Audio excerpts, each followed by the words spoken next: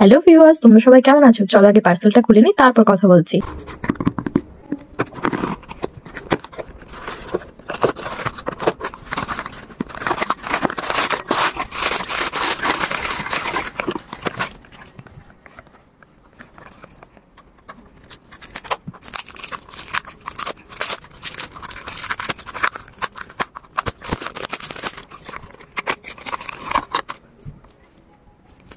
ফাউন্ডেশনটা ছিল forever company, কোয়ালিটিটা কিন্তু খুব ভালো। দেখো কত সুন্দর, টেক্সচারটা বেশ ভালো লাগলো। আর লাইনারটা ছিল দারুণ, টিপিল কালার হয়। চলো তোমাদেরকে ভেতরটা দেখাই যে কেমন হচ্ছে।